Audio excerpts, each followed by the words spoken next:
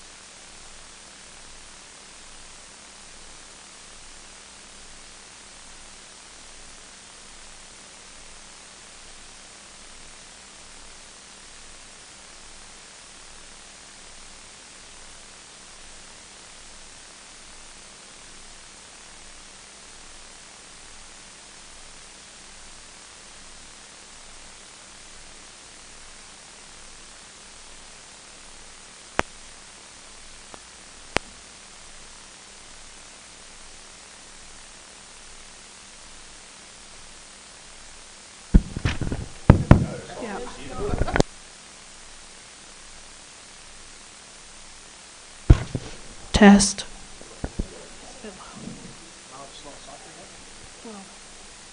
Test. That's better.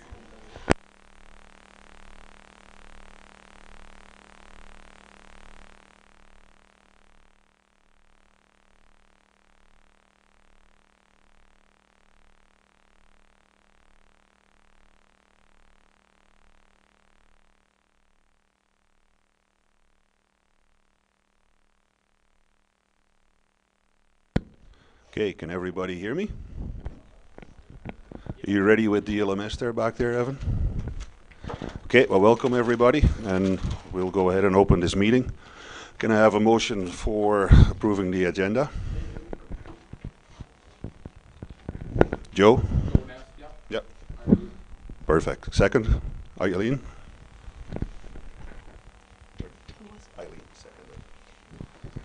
Okay, then we'll go ahead and introduce the board of directors to you here. We'll start with Beverly Milne, Vice President. Then we have Duncan Pearson. And we have Cody Gerling and Cody Congdon. Don Okel. What's your name again? Kirk Hurlbert. And we have Sarah here, our CEO, and myself, Eddie Marsman. Can we have a motion for approval of the minutes for the meeting of last year?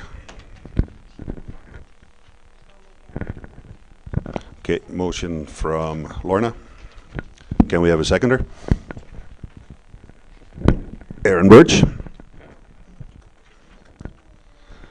Okay, and then we get to old business from last year's meeting. Where are we with that?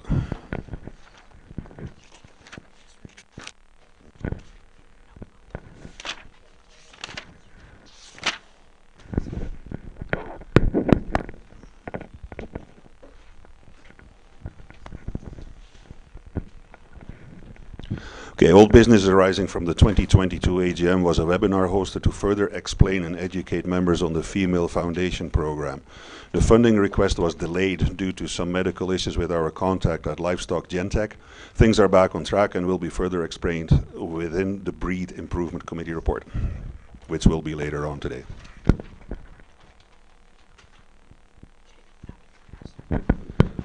Okay, then we'll continue on with the President's report. Welcome everyone here and online for our annual general meeting. This will be the first AGM for me as your president. It is such a pleasure and an honor to serve in this capacity. This year marks 20 years for me as a Gelbvieh breeder. I went through all the ups and downs that everyone as a breeder is familiar with, and then some.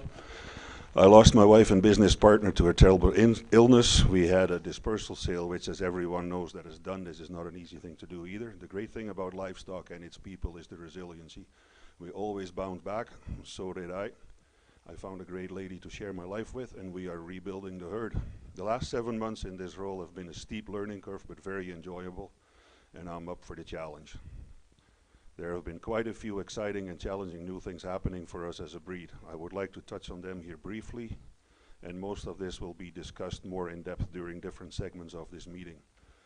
It has been brought forward by the membership that it would be a good idea to revisit the purebred status of Gelbvieh bulls at 88% to make us competitive with our fellow breeders south of the border. Not necessarily because we feel we have to be in line with them, but it would make things equal across the board in North America. Don't forget the US is a big market for Canadian Gelbvieh genetics. Inroads have been made with the Ministry of Agriculture to approve this, and this amendment will be put to a vote here today. Another subject that lives strongly among our membership is the promotion of Gelbvieh genetics in crossbreeding programs. As a board, we have been discussing ways to promote the benefits of incorporating Gelbvieh genetics to commercial breeders. What we are looking for is a captivating slogan to use for advertising. It has been put to the membership in the form of a contest to come up with a great name for crossbred genetics. There is a prize draw for all participants, so please put your creative mind to work, and you too could be a proud owner of a 50th anniversary Gelbvieh buckle. Speaking of advertising, our advertising trailers are going strong as ever. We get a ton of feedback on them, and the traffic on the website has increased significantly since we started this initiative. Be on the lookout for some exciting new banners and possibly some new location for these trailers. I would like to single out Don Okel, who came up with the initiative to start this campaign. Don has served on the Canadian Gelbvieh Board of Directors for 6 years, and his term is coming to an end. His vision and dedication to the breed is greatly appreciated. Thank you, Don, for all the hard work you put in over the past 6 years. Can we have a bit of applause? Perfect, thank you. The show committee has put together a proposal for the National Gelbvieh Show rules. It is here to inform everyone what has been decided. Once we have shows under this framework for a couple of years, we will welcome and appreciate everyone's input. In addition to all this, there is a lot of encouraging thing going on in the Female Foundation project and the CBIN. This will be discussed in other segments of this meeting. It's a great time to be involved in Gelbvieh in our 51st year. It's also a great honor to be here during the junior show. What a great group of young enthusiasts we have coming up through the ranks. The future looks awesome for a breed with this many young people involved. I hope everyone will enjoy the events here in Swift Current as much as I will. I move my report as read.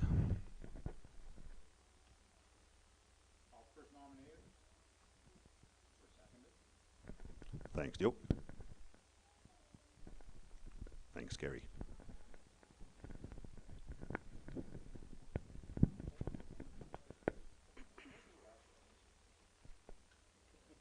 Okay, I'm going to do the office report.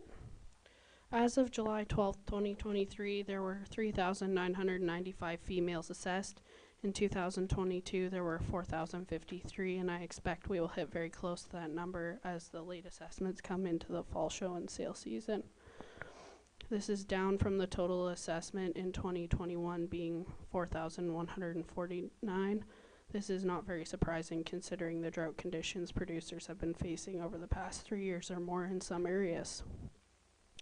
The provincial breakdown is below. This provincial breakdown includes members who do not register cattle and junior memberships as well. Not all juniors have registrations made under their account.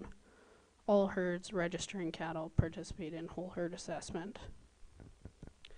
As of July 12th, 3,000 Gelbvieh back orange tags were sold through CCIA. Continue to promote breed awareness by using the Gelbvieh tags. You can order them online or call the number to purchase tags. You can also purchase gift cards specific to the Gelbvieh branded tags for your customers as a thank you. Contact the office if you have any questions or require more info. Every purchase of a Gelbvieh back orange tag promotes the CGA, as we receive a percentage of every tag package sold. In 2022, 4,300 tags were sold as of December 31. The membership fee will remain the same at $125 plus tax. We will also have an honorary membership valued at $75 plus tax. The honorary membership will be for those that no longer register cattle but would like to continue their membership and hold on to their tattoo letters for potential future generations. The honorary membership will also include a subscription to the Gelbvieh Guide magazine. The total number of active members in 2023 is 192, 121 members and 71 juniors. The National Junior Show and Junior Incentive programs are continuing to promote and grow the number of junior memberships that we have. This is so fantastic, and what a better way to promote the breed than through the youth and the next generation of members. The CGA continues to collaborate in the CBIN initiative under CBBC. Although there was a delay in the timeline with the online registry portal, we are moving forward and supportive of the initiative and the overall positive impact it will have on the industry. The CGA members are very progressive breeders in the beef industry, and the completeness of our data and genomic data that our members collect will bring value both to the initiative and our members. The main goal of CBIN is to add value through genomic data flow throughout the chain of beef production. With the seed stock sector playing a major role in the collection of both genomic and phenotypic data. The advocacy of the beef industry and the sustainable and efficient production methods that our members and their customers are practicing is becoming increasingly important. Different groups such as government are working to create policies that will have an impact on how each producer is able to produce their product and conduct their business. CBIN can serve as a platform for this advocacy and provide the data behind the efficient and elite genetics that are going into making the Canadian beef products. Scott Sievertson sits on the CBBC board and represents the Gelbvieh breed. If you have any questions about this initiative, I encourage you to reach out to him or Sandy Russell, the CBBC CEO, or me. I encourage members to participate in the Female Foundation Project, where you are given the opportunity to do high-density genomic testing on your females at a discounted rate of $20 per female. This is $25 savings. The CGA is also going to All Flex and has gone to All Flex as a sponsor of the TSUs for anyone participating in the project. 1 TSU for every female in your herd. Please let me know if you don't have a gun and I can organize getting one for you. The phenotypic data collection side of things was on hold as we were waiting for livestock gen tech, but we're moving forward again and look forward to booking data collection with participants over the next couple years. New this year is a monthly e-newsletter reminding members of upcoming events, deadlines, or updates on what the CGA is doing. Check your inboxes at the end of every month to stay up to date. Member e-blasts will also be done through the same service so that we maintain a cohesive and professional look with our Gelbvieh messaging. Similar colors and fonts are being used throughout all of Gelbvieh promotional material to achieve this. I move my report as read.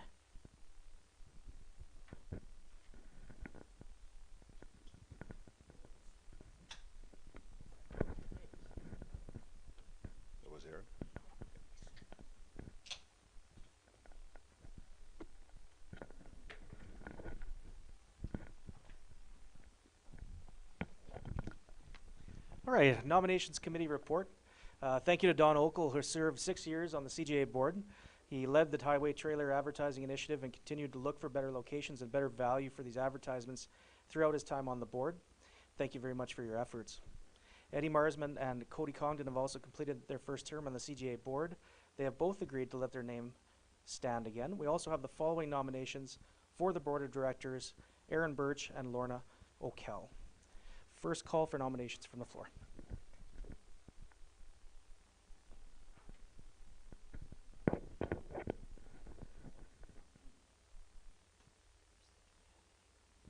Do we have any nominations?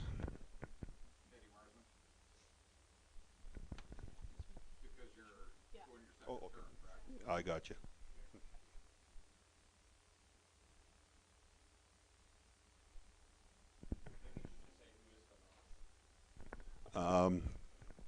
It's just Don that's... Don is off. Cody and I both have agreed to let our name stand again. So...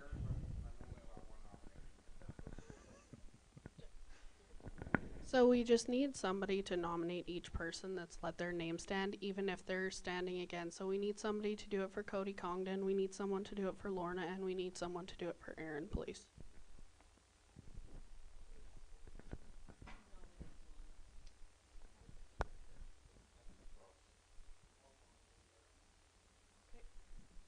Okay, that covers that.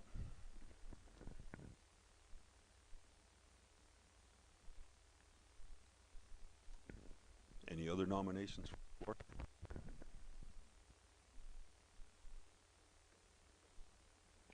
Okay, then we'll move on to the registration committee report by Cody Congdon.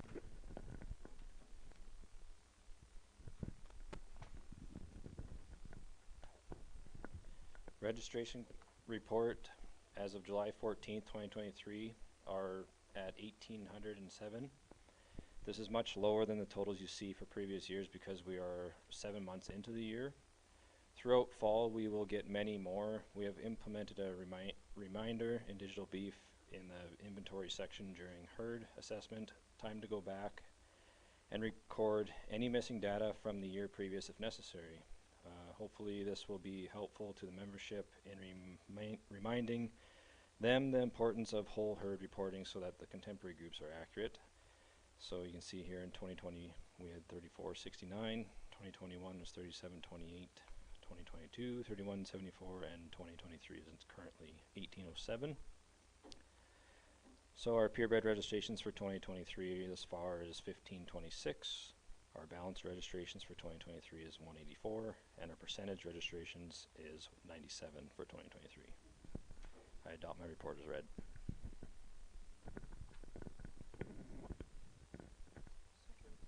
Do we have a seconder for Cody's report? Yeah. Brian, or sorry, Brad. Okay, then we'll do a second call for nomination from the floor.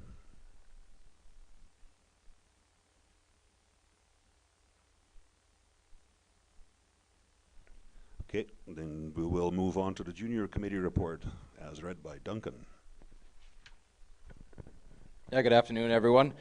Yeah, in 2023, there were 71 junior memberships, and that's an increase of from 55 the year before, so that's a huge increase, really, and we'd like to really thank the membership that have gotten out there and wrangled up the kids to come and be a part of these junior activities.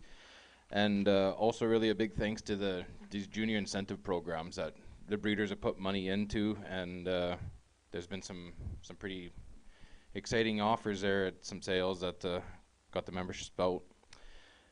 Congratulations to Brock and Bennett Boulier.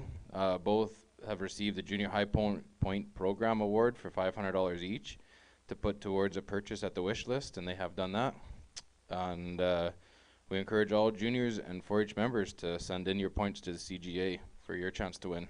And congratulations to Cheyenne Thiessen on the 2023 Junior Scholarship recipient. So congratulations, and I move my report is adopted as read. Can we have a seconder for Duncan? Brad again. Okay, this is going to be the third and final call for nominations from the floor. This is your last shot at this.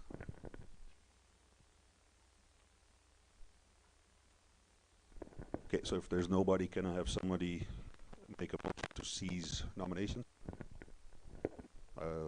Lee? Okay.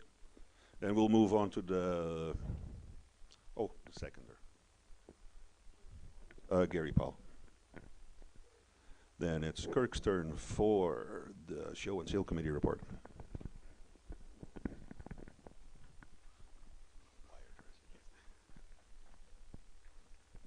Thanks, Eddie. I'd like to welcome everybody to the meeting here today. It's great to see the turnout. So the Show and Sale Committee report, just to kind of give you guys a little bit of a idea of what we have been working on. There was a survey sent out a few years back, and it was very poorly received, but we wanted to get it cleared off our books here. So anyhow, we did have a meeting, and we came up with some recommendations, which is further on in your program here. So the CJA Show and Sale Committee has worked to create a document outlining the rules for the Canadian Gelbvieh National Show and Sale. We use the feedback collected through the emails from the membership when the initial draft was sent out a couple years ago. We worked through all the options and came up with a consensus of the set of rules that we think will help to promote the show and sale. Gelbvieh breed and encourage membership participation was our main goal. Please see the attachments of the National Show and Sale rules. A motion was made so that this set of rules would be in place for 2 years before they can be revised. This was done so that each provincial association would have a chance to run the show in their respective provinces and provide feedback and suggestion changes after doing so. A motion was also made so that provincial associations must request hosting the national show. These requests can be sent to the CGA via email. The request process will allow for provincial associations to host special events like the show anniversaries. Example is the Farm Fair 50th in 2024. I'd move that my report is read.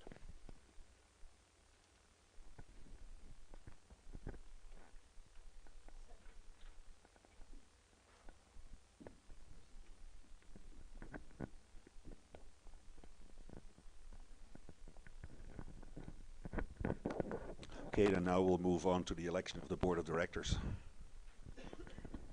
So, we need to have nomination for 2 scrutineers. I think that Evan from DLMS could be one of them as a impartial individual. And then we need a second person. Does anybody want to volunteer? Vicky, do you want to do it?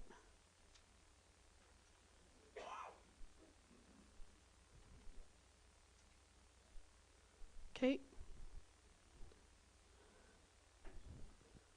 So everybody has a pen and there's little squares of paper. So if you could please make your 3 votes out of the 4 names. 1 vote per membership.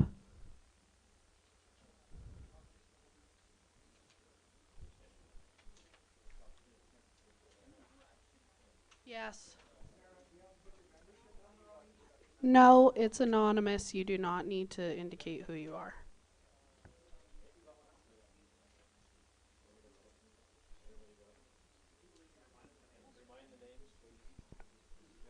Okay, so the choices are Eddie Marsman, Cody Congdon, Lorna Okel, and Aaron Birch. 3.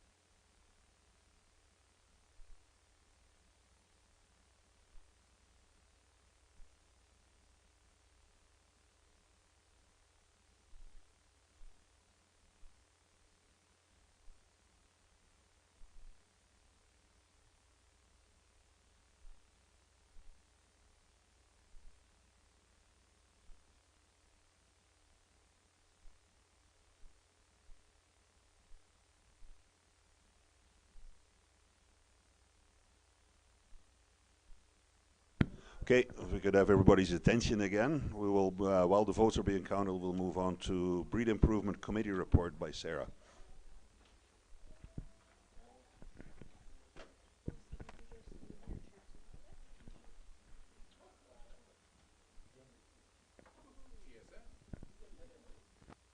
Okay. So our main breed improvement project right now is the Female Foundation project.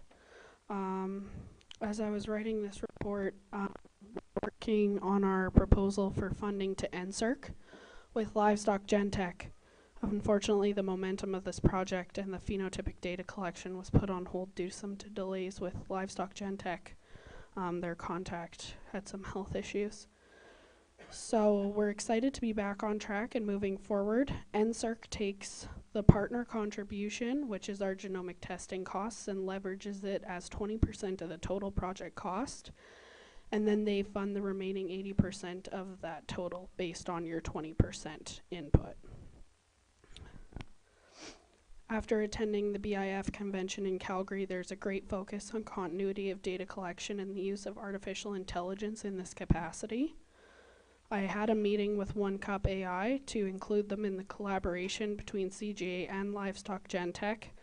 They're very interested and partnering with us on this project. They've done some work with Canadian Angus on foot and leg scoring, and they are looking to increase their reference population for this trait. So we're going to use that as an added bonus to this project where we can. They've done a little bit of work with Olds College as well on docility. They had some issues with how the picturing was done for the trait, so they're looking forward to improve that and look at training their system with us. I think it's really good to have one of these industry-leading technologies presenting on their new contributions to data collection and having the Gelbvieh breed name alongside that.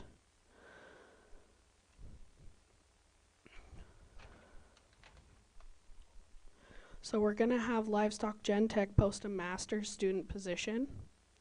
And then the funding would be for them to go around to all the enrolled herds and collect the data and then do the analysis for their project. So we were excited to start data collection at Gelbvieh, Gelbvieh on July 27th. And I have some video to show you guys what was done as an example. So for this video data is for the purpose of the artificial intelligence. So this is the above chute camera.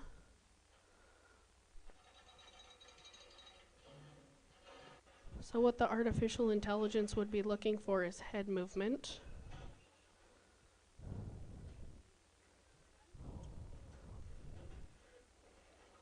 Overall body movement as well. So she's caught now, and they're gonna carry on with the preg checking, which is what they were doing at the time. This would be the side view that it would also look at for the crush score in the chute.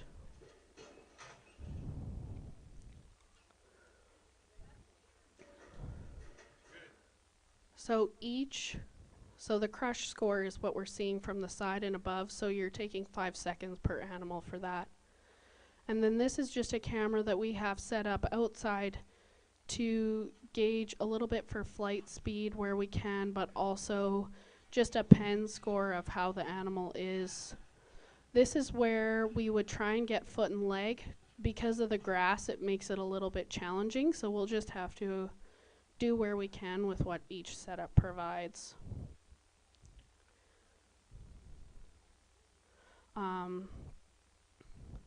Yeah, so those are examples of the videos of what we would be collecting for the artificial intelligence.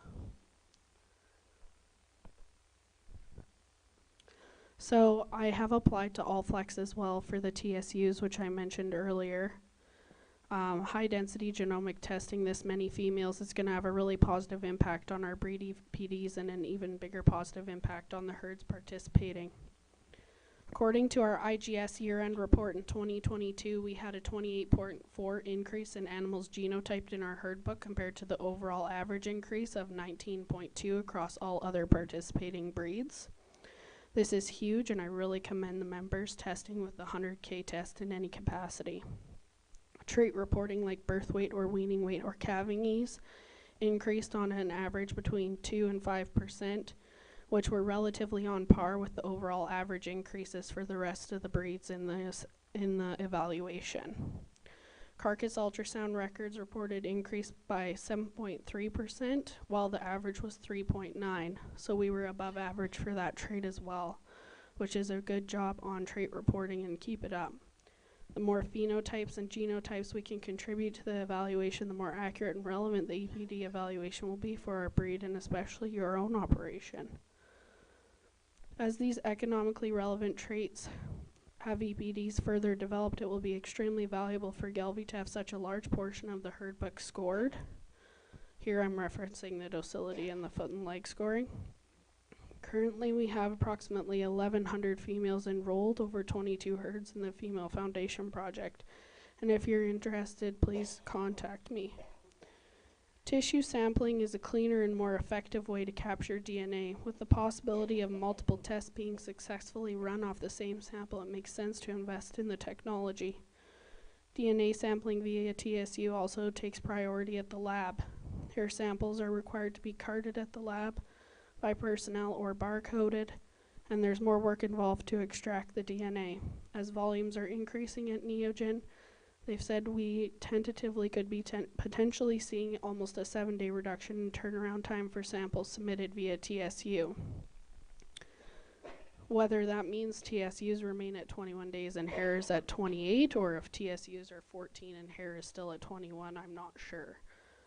This is just a tentative comment that they've made, and something I want you guys to keep in mind moving forward. If you have any questions about TSU sampling, please let me know. And we have videos on the CGA website showing sampling and the DNA start to finish video series done by Aaron at Twin View Livestock. Did you guys tabulate the votes? Okay. Can you bring those, please? Oh yeah, sorry. I moved my report as read. Got ahead of myself. Braylon second.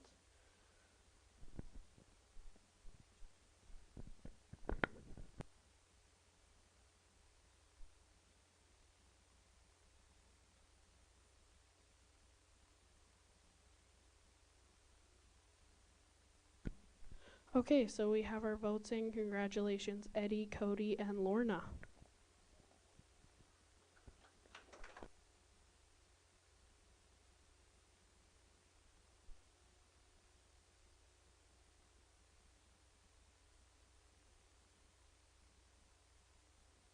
I would now like to make a motion to have the ballots destroyed. Was that Vern? You want to make a motion for destroying the ballots? Can we have a seconder? Lee. So we can go ahead and do that, please.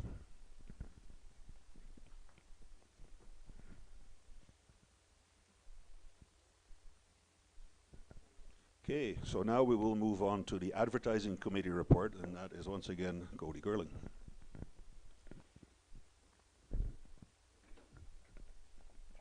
The CGA board has determined a rotation for banner replacement on the highway trailers that can fit within the budget in coming years due to sun fading.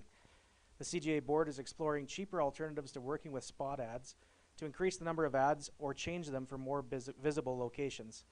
Nikki Ross was hired to do some short video clips of Gelbvieh influence commercial cattle. We are working with her to create little advertisements, reels for a social media, and online breed promotion.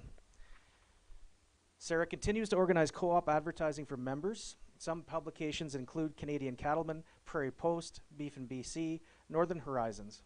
One of the benefits of working with some of these smaller publications has been the ability to pair advertisements with promotional articles.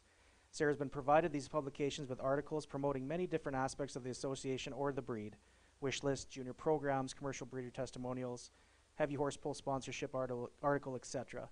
As long as there is member participation and members find this to be of value, we can continue to organize these and expand or change to other publications as needed. If you have a particular publication you think would be of value, please contact Sarah and discuss the options. The Gelbvieh Guide. Since taking the Gelbvieh Guide back in-house, the magazine has become more profitable for the association. We have received many compliments on the Gelbvieh Guide since taking it over. It was discussed at the board level that we have a vote with the membership on how high visibility pages would be allocated going forward. We determined 3 options. Option 1 is to remain designated to the same members currently for a set price determined by the CGA. These members would have first right of refusal. Option 2 is auction off the following pages in some way. The inside front cover, page 3, page 4, inside back cover, and back cover. Option 3 is to do a rotation through all contract advertisers through these pages. So we're going to do a vote today, and we're going to do the options 1, 2, or 3.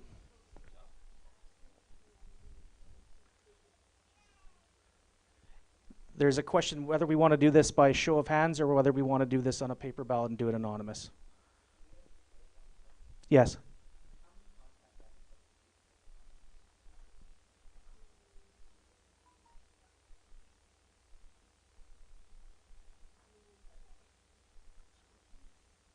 The question was, how many contract advertisers do we currently have?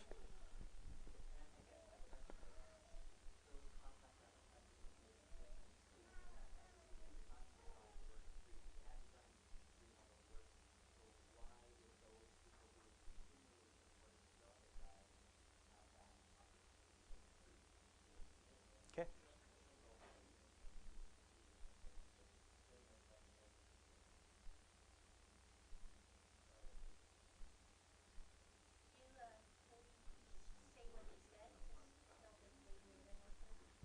Okay, so the question was, the contract advertisers that have been putting the time in year and again, why are we doing this at this point? Was that the...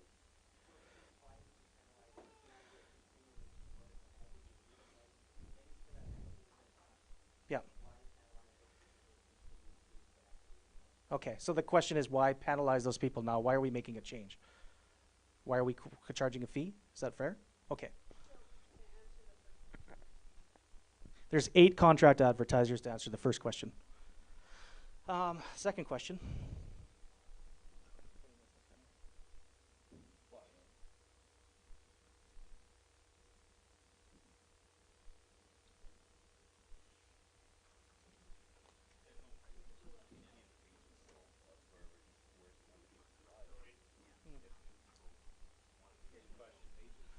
Go ahead, Rodney.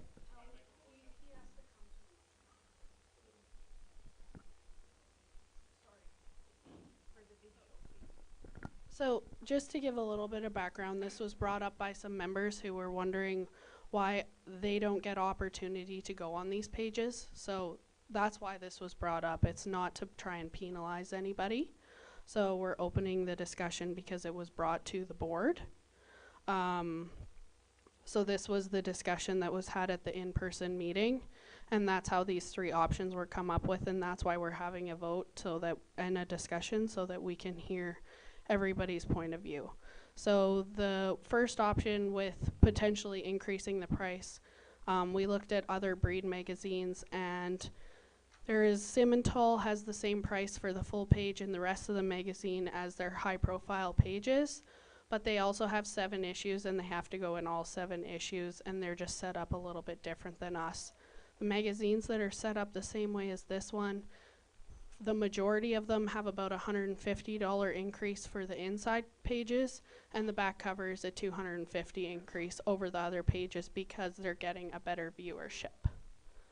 So that was the research that the board went through to bring this discussion up. So Rodney, go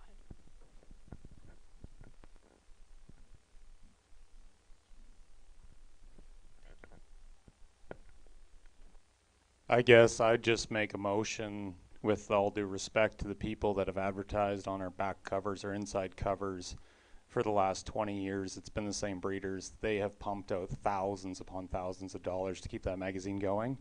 And with that due respect to those individuals, I think that I'd like to make the motion stating that it stays status quo. Those pages are held for those individuals until they choose to give up those contracts, and at the same per page rate that everybody else pays.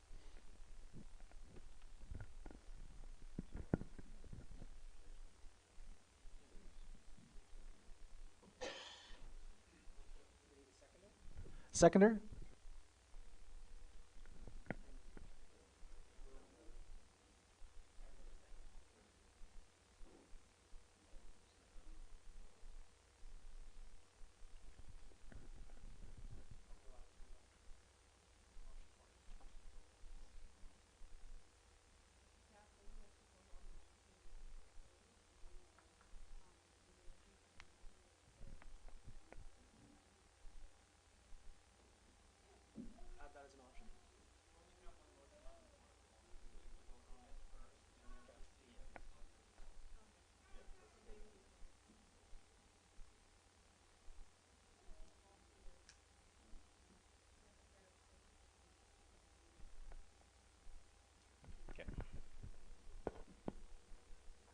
So for those on DLMS, just to be clear, we have a motion put forward by Rodney, so we're gonna vote on that motion. So if you are opposed online or in the room to having the high profile pages stay at the same rate as any other page in the magazine, please indicate on DLMS that you are opposed to this motion. If you do not oppose, we assume you are in favor.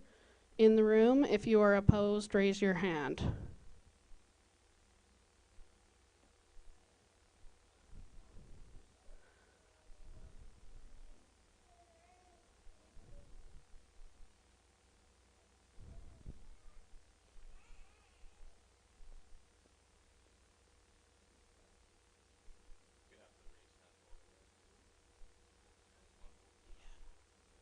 that's fine. So can you write 7 opposed? Do you have any opposed online, Evan? Okay, in favor, please.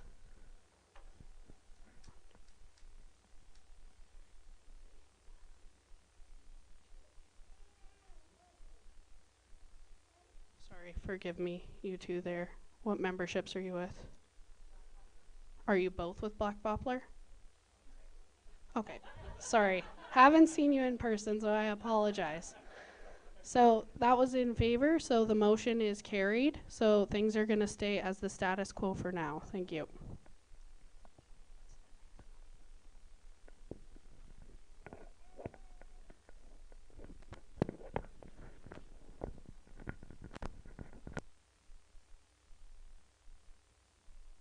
Okay, we will move on to the Governance Committee report.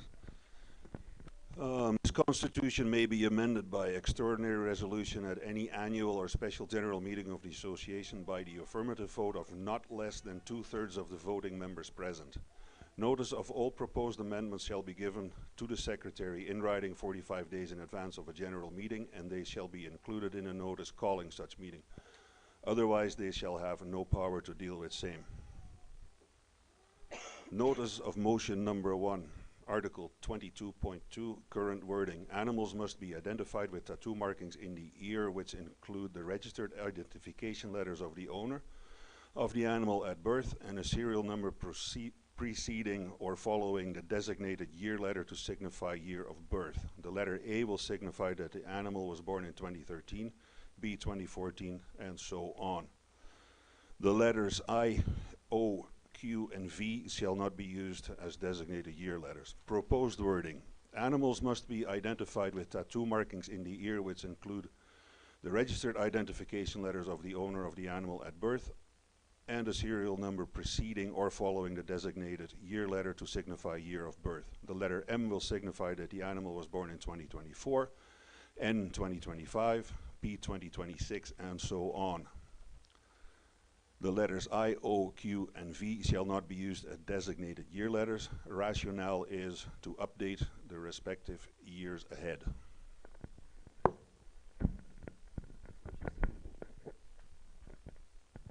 So we just need a motion to make this change and a seconder, please. Yes.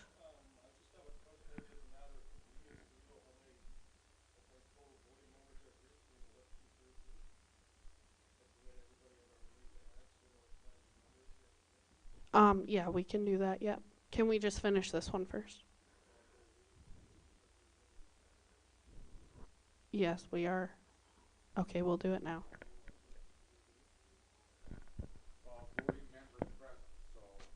Okay.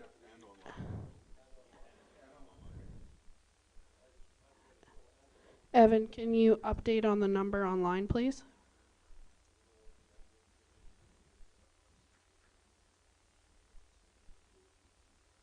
So every voting membership, stick up your hand, please.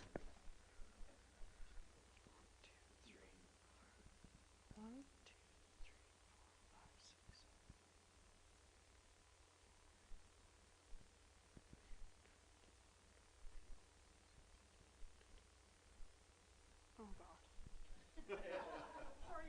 I'm on too many cold medicines now. 1, 2, 3, 4, 5, 6, 7. Okay, 8 here. No, not you, Joe. 9, 10, 11, 12, 13, 14, 15, 16, 17, 18, 19, 20, 21, 22, 26, 20. Okay, 27. And how many online? 7. Okay. 7 plus 7. So we have 34, Lee.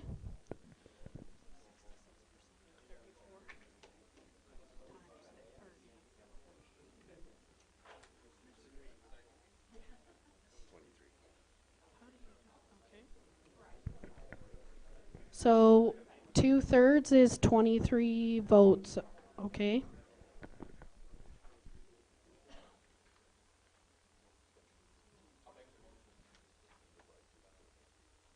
Sorry, Duncan. Okay, thank you. Okay, thank you. So that first one was just updating the tattoo letters so that our bylaws are as current as we possibly can.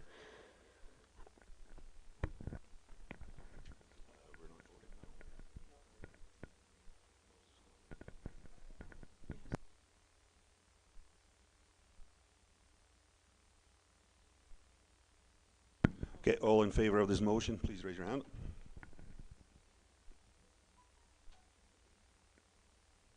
Does anybody get a count?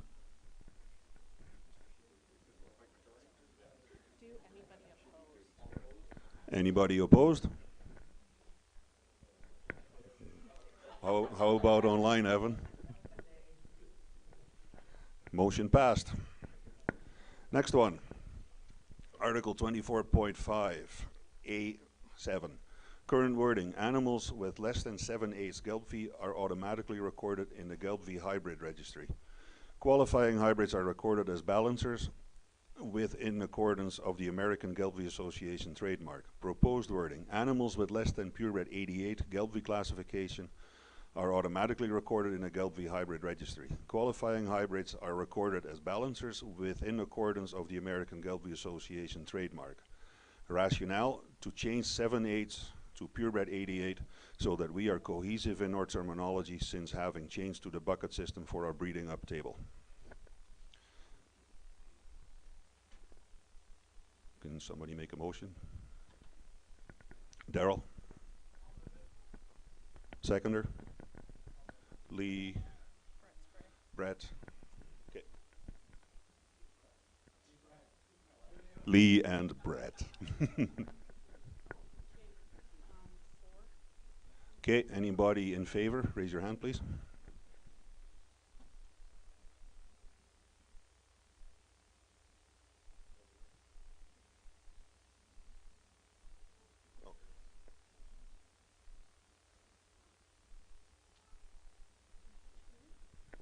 How about online, Evan?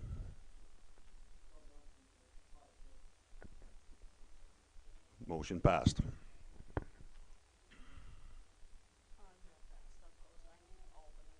Oh, okay. Yeah, and opposed? Anybody opposed to this? Raise your hand, please.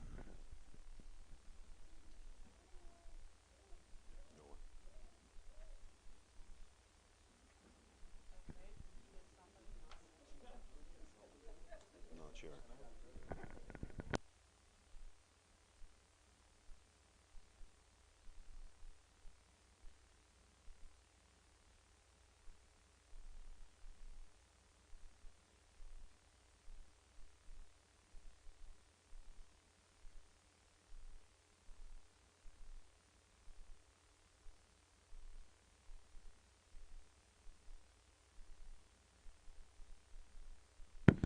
Okay, notion of motion number 3, Article 24.5B, current wording. Bulls are accepted as purebred and registerable if they are at least 94% Gelbvieh breeding or are the progeny of a purebred Gelbvieh dam and a purebred Gelbvieh bull. Such bulls shall be referred to as purebred Gelbvieh bulls. Applies to all calves born on or after January 1st, 1992. Proposed wording. Bulls are accepted as purebred and registerable if they are at least purebred 88 breeding or are the progeny of a purebred Gelbvieh dam and purebred Gelbvieh sire. Such bulls shall be referred to as purebred Gelbvieh bulls. Applies to all calves born on or after January 1st, 2023. The rationale of this is to amend the current bylaws for purebred registrations so that both bulls and females have the same qualification.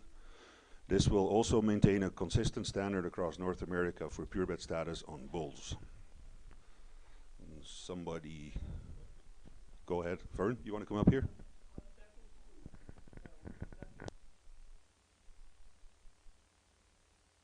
You want to come up here, Vern, so people online can hear you? So the question for those online was if the PB88s are going to be 100 on both sides. So the answer is no. So only PB94 classified animals are considered as 100 in the calculation.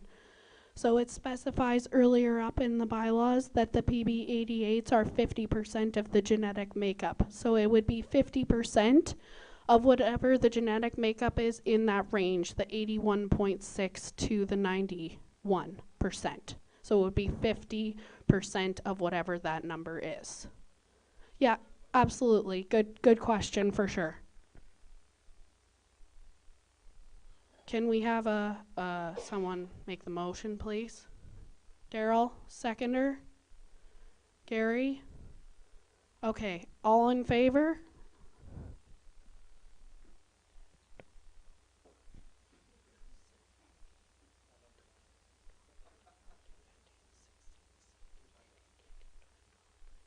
So we have 22 in the room and 5 online, 6 online. So 28 in favor. I need to record the number opposed, please.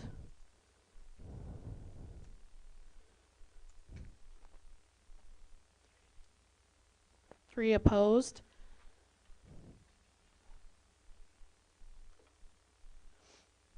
So does that total how many we had? No, we had 34. So can I record whoever didn't vote as abstaining? Okay.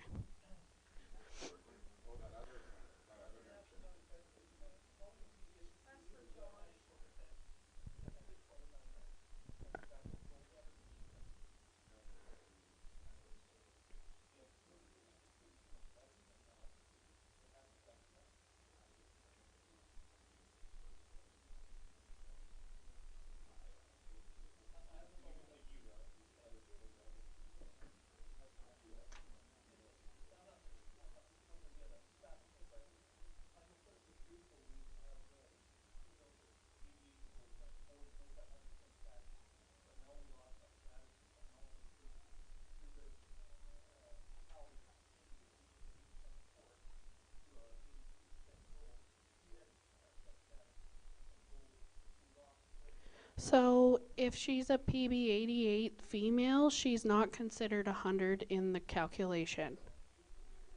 Oh, I see what you're saying. Okay, I follow you.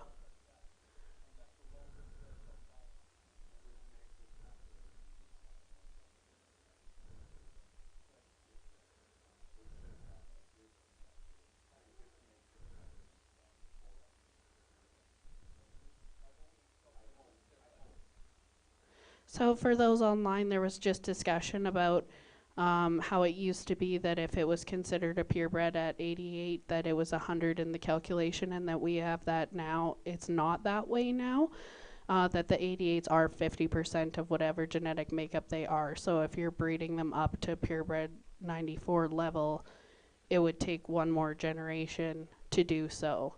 So there was just discussion on that in the room. Okay, next one.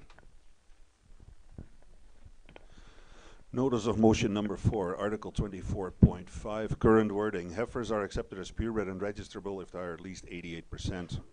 Gelbvieh breeding or are the progeny of a purebred Gelbvieh dam and a purebred Gelbvieh sire. Such females shall be referred to as purebred Gelbvieh females. Applies to all calves born on or after January 1st, 1992. Proposed wording: heifers are accepted as purebred and registerable if they are at least PB88 breeding or are the progeny of a purebred Gelbvieh dam and purebred Gelbvieh sire. Such females shall be referred to as purebred Gelbvieh females. Applies to all calves born on or after January 1st, 1992. The rationale: to maintain a consistent language throughout the bylaws and reference our bucket system. Just to clarify this one, all we're doing is changing 88% to PB88. The reason for this being the PB88 bucket has a percentage range of 81.6 to 91. So listing specifically 88% doesn't work with what we're doing. It's just to make everything clear and cohesive through the document. We're not actually changing anything, just to be clear what the purpose is here.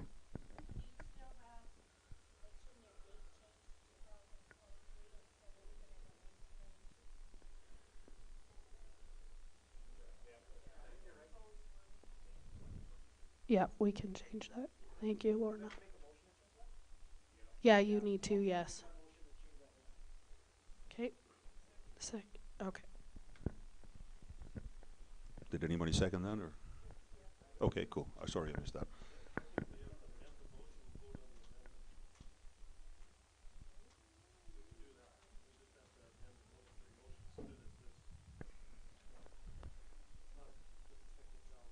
Yeah.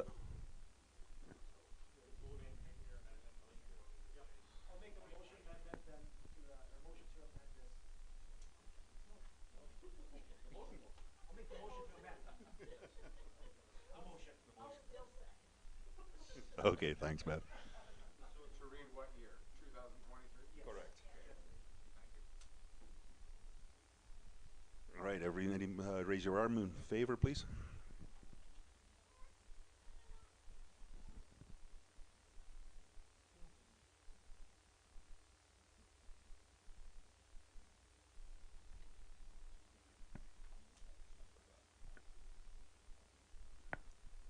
What you got, Evan? Anybody opposed?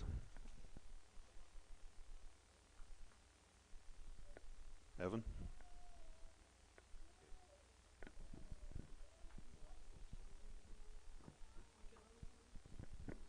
Yep.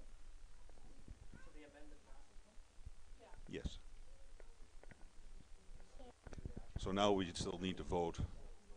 So please raise your hand again if you're in favor of this motion. Are you guys doing it again? How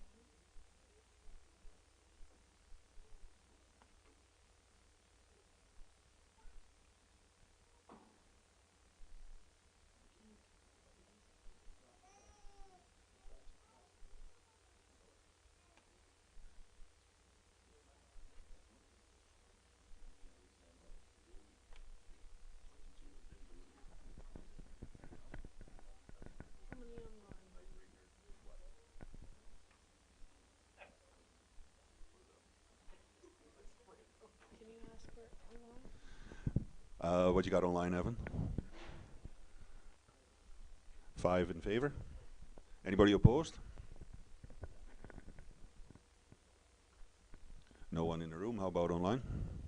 No one opposed.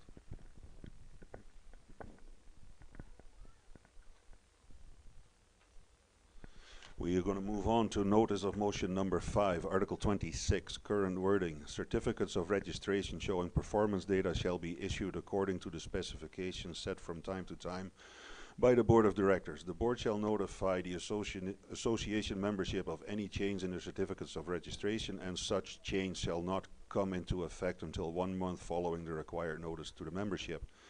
The Secretary shall forward, if requested, a copy of each certificate of the registration to the transferor for a fee each time that a registration of an animal is transferred. Proposed wording: certificates of registration showing performance data shall be issued according to the specifications set from time to time by the Board of Directors upon request. The board shall notify the association membership of any change in their certificates or registration, and such change shall not come into effect until 1 month following the required notice to the membership. The secretary shall forward, if requested, a copy of each certificate of registration to the buyer for the required fee each time a registered animal is transferred. Rationale: with transfers of ownership being completed online, we do not have a need to send our registration paper certificates for every animal registered.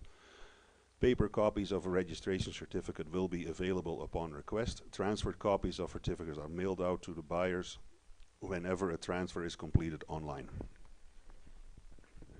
So just to clarify this one, every time you register an animal, I don't print every single certificate and mail them out. So I'm just making that clear on what our actual operations are now.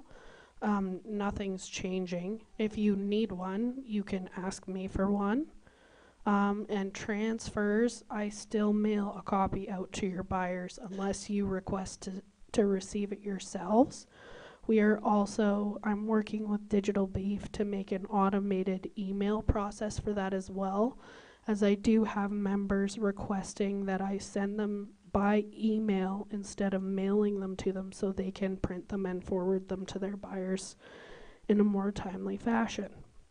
So I am looking to get that option for us a little bit more automatic. So yeah, just kind of some housekeeping on what we're actually doing. Could have somebody make a motion for this? Dave. Go ahead, Dave.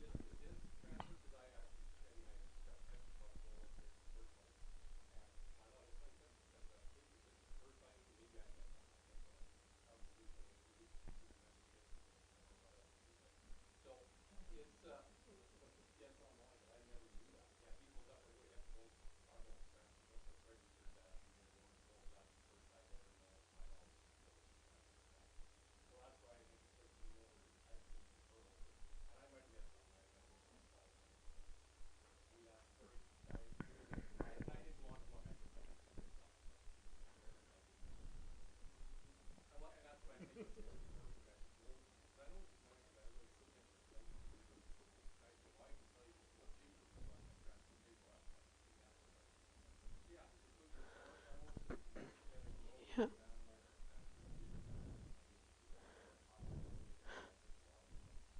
No. So they're still getting a hard copy. So commercial guys. So you should have. I don't know why you didn't. I can look into it. Occasionally it happens. But unless you as a member have requested that you don't need a copy, like some members have said, don't bother sending me a copy when I get it. I can see that it's in my herd list. I don't need the paper. So fine, I don't do that. So in that case, I may have seen that you were a member and I thought, oh, I don't need to send that one. And obviously that was just a mistake. But commercial people do receive a hard copy every time you do a transfer unless you have asked me otherwise to send it to you, for example. Yes.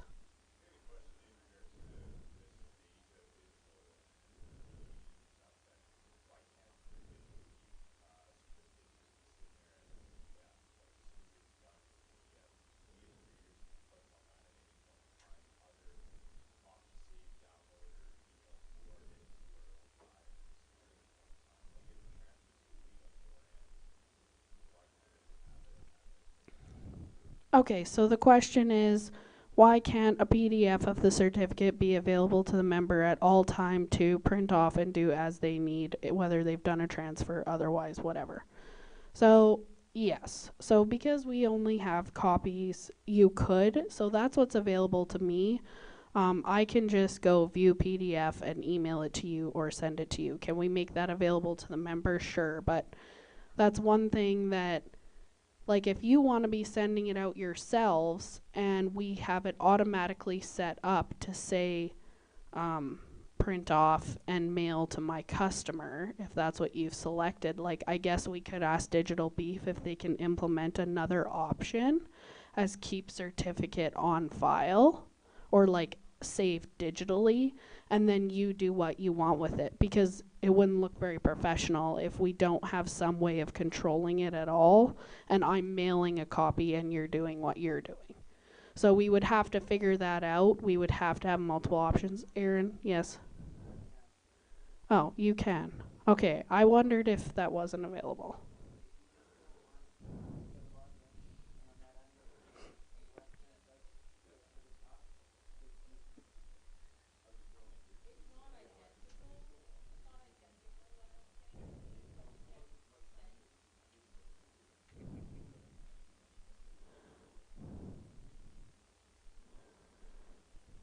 So, like, we can implement it though, so that if we want an option that I don't mail it out, we can do that as well. Like, I have a few members who say, don't mail it out, I want to do what I want to do with my customers. So, but they've let me know that individually. So if we want to just make it an automated option in Digital Beef, I suppose we can do that too. Yes. Yes. Okay, thank you. Can we move on? Can we get a motion for this one? Aaron, seconder. Thank you. All in favor, hands up.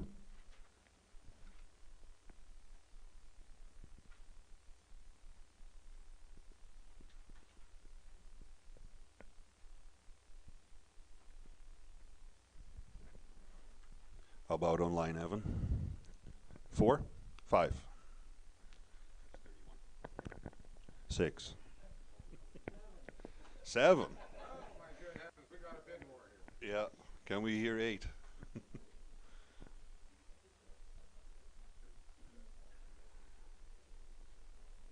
Okay, we'll move on to the financial committee.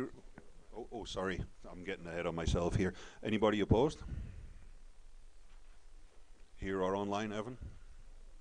Okay, now we will move on to the financial committee report, and that's going to be Bev Milne.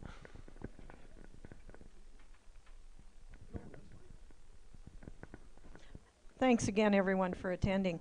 The financial committee report, the audited financial statements will be presented March 31st, 2024 for the year of 2023.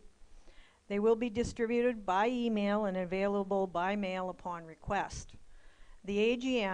For the AGM, we have provided the interim financial statements up to June 30th. So that's the ones that are included in your package. Please review the documents attached to the package and feel free to ask questions. The board of directors receives these reports at the end of every month. And if we have any questions, we can contact the office. Or if you do, at any time, you can contact any of the directors. I give my financial report as read. Does anybody second that? Eileen? Okay, right now I'm looking for a motion to ratify the actions of the board of directors. Can I have somebody make a motion for that? Rodney Holman. Second, Daryl. Thank you. Now we'll move on to the report of the Gelbvieh Association of Alberta and BC. Daryl, would you like to come up here? Yeah. You're going to have to use the microphone and the wire is not that long.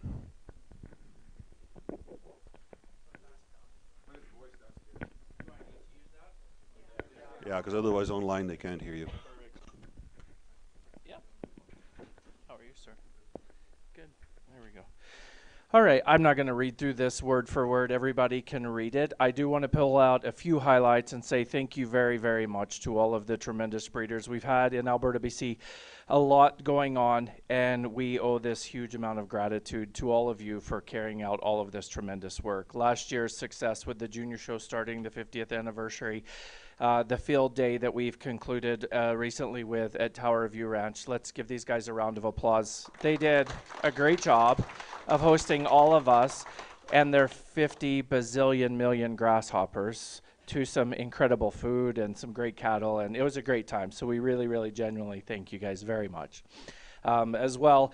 I want to give a shout out to Chuck and Jen for doing the upcoming donation heifer of Flatland Ranch, Chuck and Jen. And so we're really looking forward, they're not here today, but we're really looking forward to seeing them as well. And this wonderful heifer. I will note in there I have one mistake, probably more than one, but the one that was pointed out to me, I don't believe it's Farm Fair's 50th this fall. Someone I think said it's 49th. Yeah, well, you know I'm not a detail person, so you're doing good to get this. I apologize though. Anyway, come celebrate their 49th. It'll be amazing. So, exactly. Thanks, Joe. And yeah, so I just want to make sure, you know, the field day was a success. We're going to certainly be looking for some names, nominations. Brad and Nicole keep teasing us and never delivering on the field day being at their house eventually. Just kidding. And we'll find some great people and great locations. And yeah, just want to thank everyone for being a part of it, supporting the breed and coming out and supporting the association. The wish list will be this fall. The bull futurity. I want to encourage everyone that, you know, there's a lot of tremendous positivity that goes around the bull futurity, and it's so great for our breed. You know, like it's a shining piece for any breed it could be, and we rock it better than anyone else, absolutely. And so I just want to encourage everyone to make sure you come, buy a membership, watch online. There's a tremendous amount of effort that goes into getting those cattle there and well presented for you in a multitude of ways for you to be able to see and pick out an animal that works for you with the structure that's in place. Like you stand the chance to win the bull that you would like to have. And so I want to encourage everyone to be a part of that. And if you're interested, I've had a few people that have inquired about being in the wish list. I would say it's an association sale. All you need is a membership. We're open for business and happy to have you as long as you're a positive attitude and contributing person. We love all those people. So please feel free to come on board. And yeah, any other questions? Okay, thank you.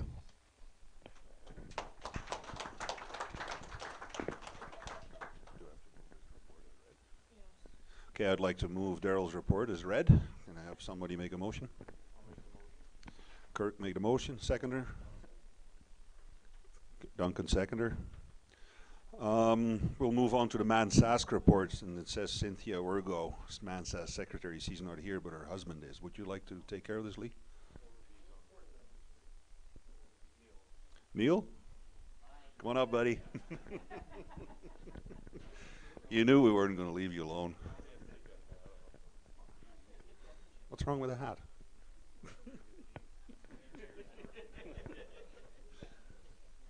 Okay, on behalf of Cynthia, the year began with the annual meeting that was held last December in Moose Jaw, where we set most of the plans in motion for the 2023 year.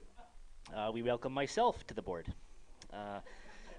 Thank you to Robert Livestock, who will be donating this year's donation heifer.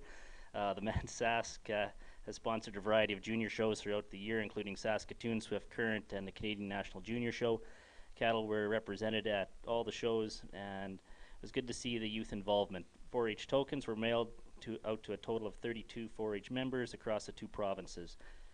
We look forward to seeing everyone at Agribition, and we'll be replacing the Sweetheart Classic with an exciting event, and watch for details.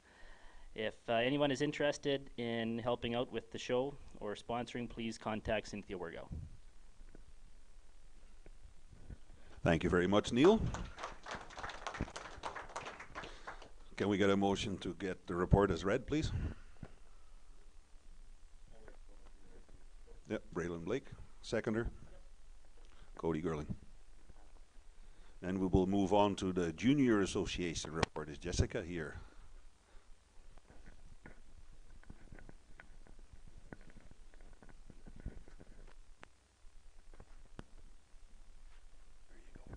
All right, came super prepared.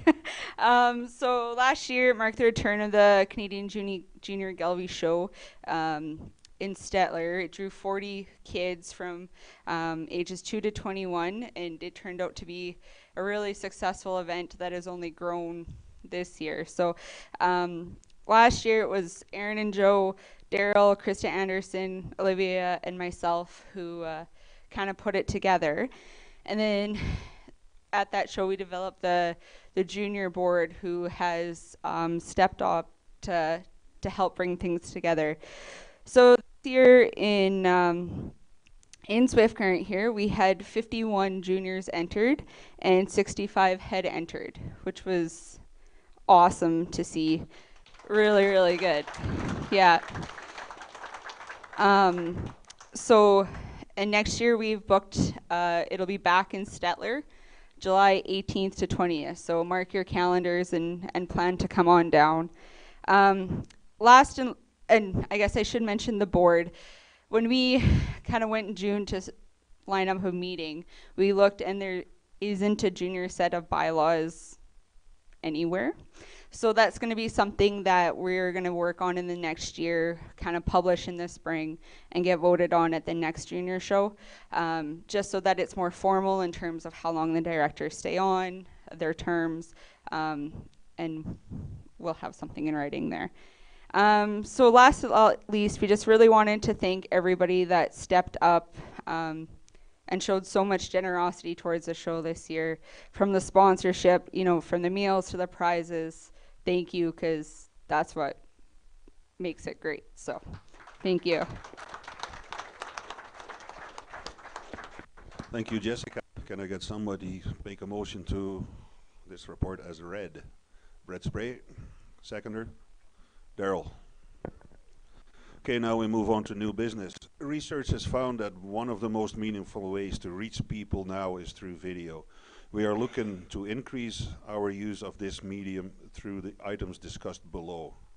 Item 1, crossbred initiatives. Sarah is progressing through some meetings with other groups in the industry, like cattle feeder associations, to look at other opportunities or avenues for promoting this side of the breed. We have our videos for social media and electronic promotion that we are working on. These videos feature different crossbred animals and a few words to promote the benefits of Gelbvieh in a crossbreed program. If members know of local auction marts that have Gelbvieh pre-sort sales, please let Sarah know who they are.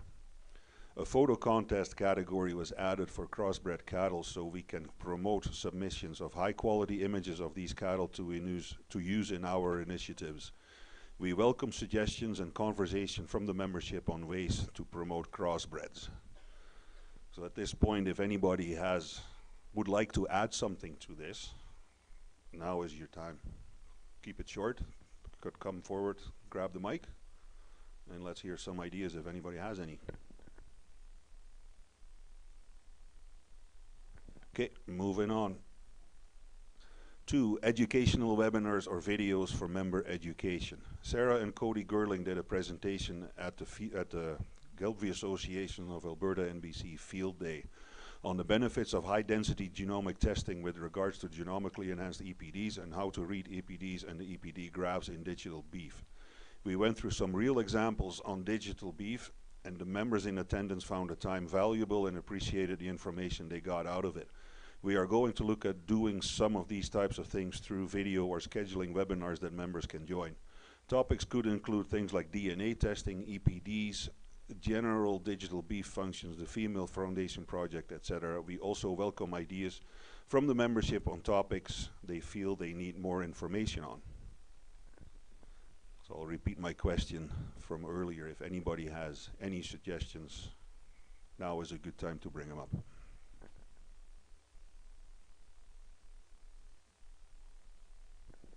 Okay, that means any other new business? Daryl.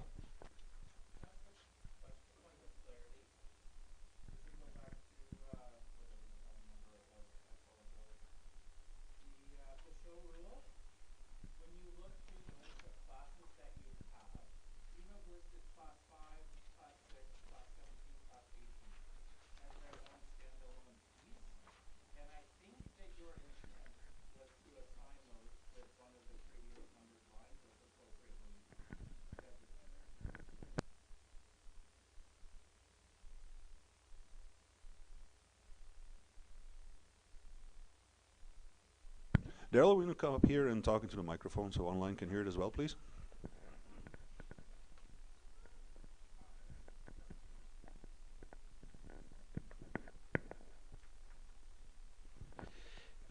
asking for a point of clarity. When you look at, and now I need my glasses, lines 5 and 6, I know they are, but I didn't want to put everything down. In line 17 and 18, the way that this reads is that you've created like a standalone class versus I think what your intent was, which was to assign it to junior and senior divisions that are separate line classes as above each of those lines. Not that I support it, I think it's garbage, but I'll be quiet about that. Just thought you might want to clarify that.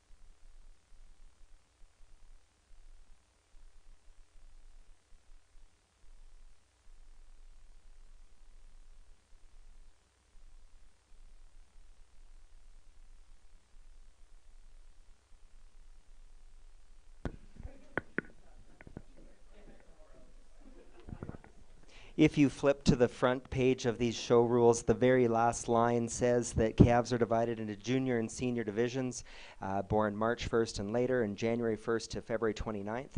I would suggest that those dates be attached to classes 1 and 3, 13 and 15, just for clarity, because it currently just says, for example, female junior. I think junior needs to be clarified in that line.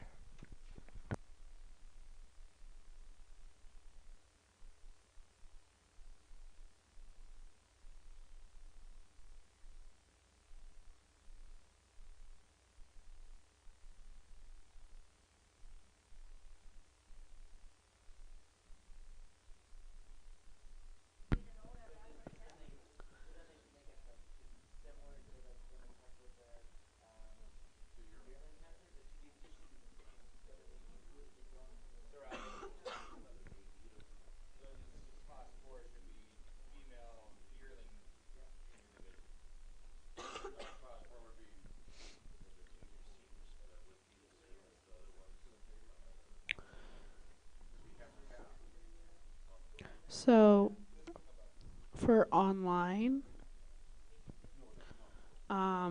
there's just discussion about the cohesiveness of the language used in these rules, mentioning the level and the dates and the age. So this isn't something we're voting on anyhow. So we, the board show committee, will adjust as needed based on this feedback. We've had a question from online, and then Rodney, you can come up after, please. One moment. Does it make sense that a purebred cow with a balancer calf could win the balancer show? Question mark. The response is it can win the bull futurity.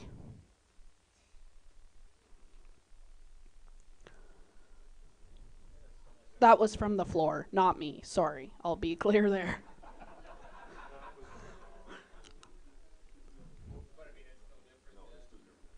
I know, but he said it, so I'm repeating it.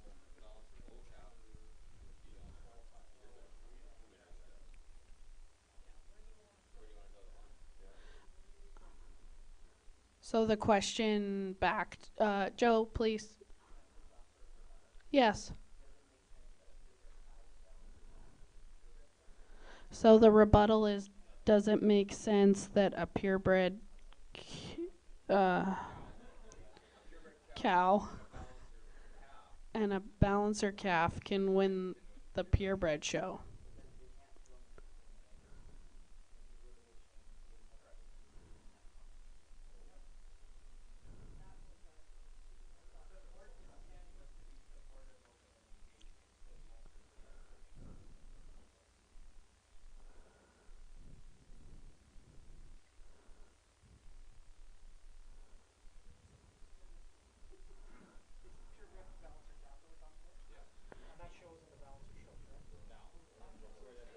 So online, the reason that the purebred cow with the balancer calf is in the balancer show is because if it has a balancer calf in the purebred show, it can't go to the Supreme and win.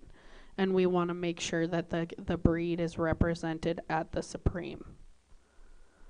Rodney, you have a question, please?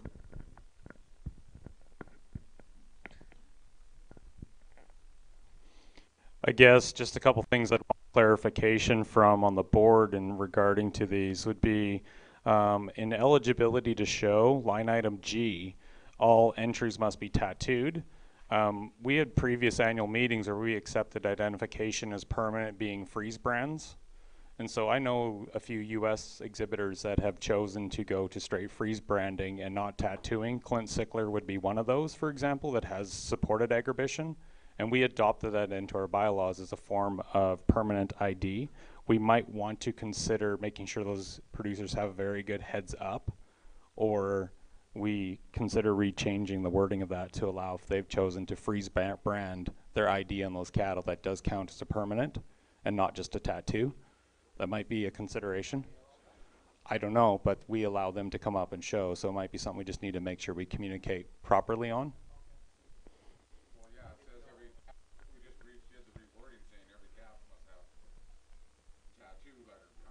But we have U.S. exhibitors, and we want to make sure they don't get there and they're like, you didn't tattoo, right? So it's a fine line. Can they get across the border without a tattoo? Oh yeah, they have a U.S. tattoo. And then I just wanted some clarification, if possible, on the section of class rules. We have E, the judges will not be provided with EPDs. Most people understand I'm not an EPD-driven individual.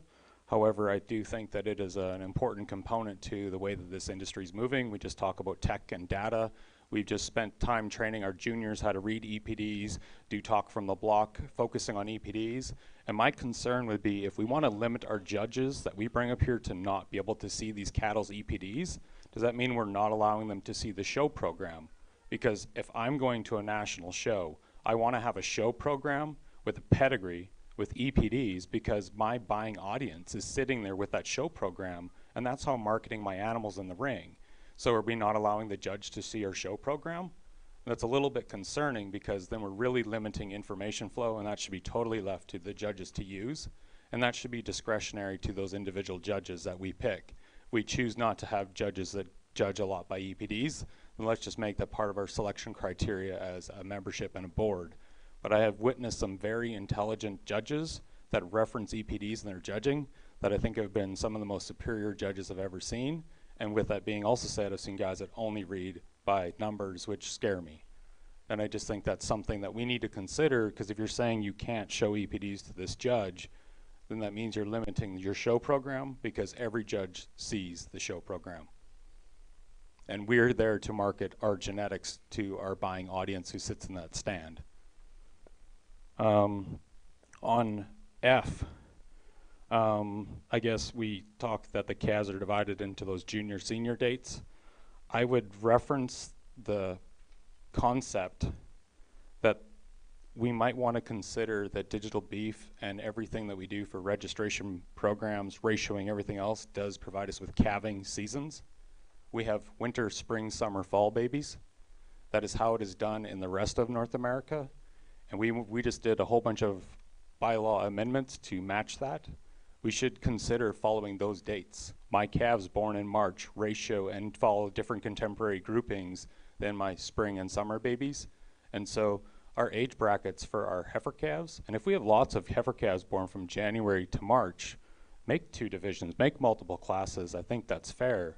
But when we're age breaking calves, we need to consider the current registry system we run and how we identify breaking age groups.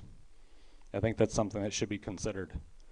The other one might be the additional, if we're going for eligibility to show, and we reference show halters. There's nothing in there for age for nose rings or Hummers and what this wants, but we're worried about what we're putting on their head for a show halter approved type.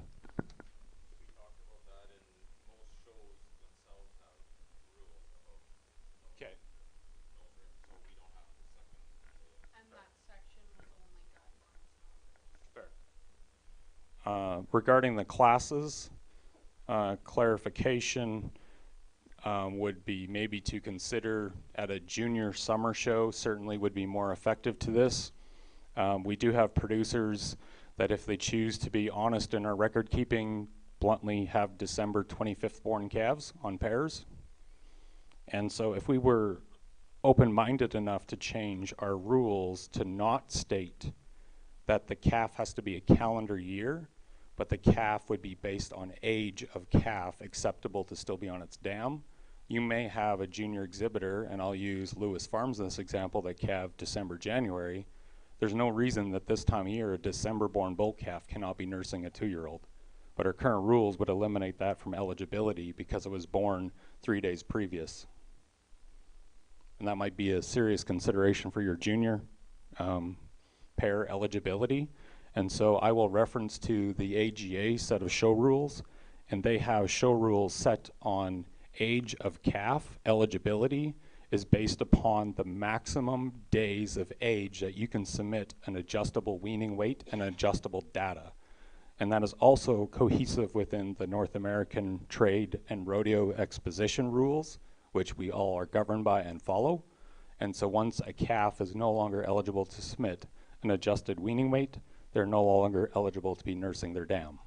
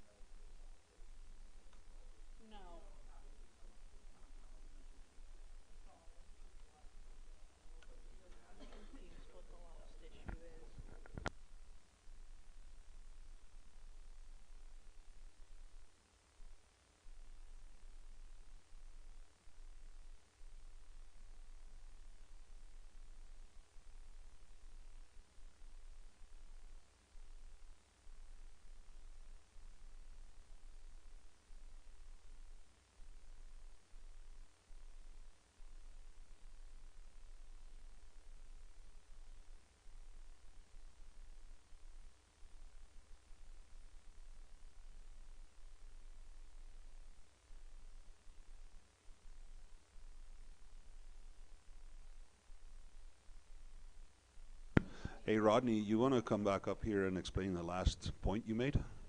We're a little confused here as to what you were getting at.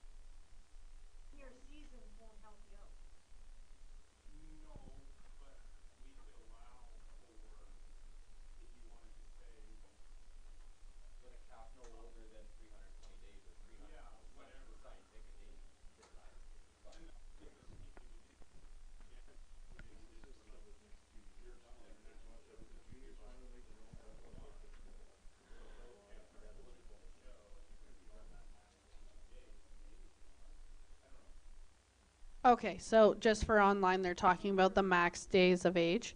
I'll just remind everyone that these are for the next 2 years. The juniors are making their own bylaws next year, so they can make their rules as they see fit. I understand your desire to have everything cohesive, and we will be accepting feedback and suggestions at the 2-year mark. Daryl?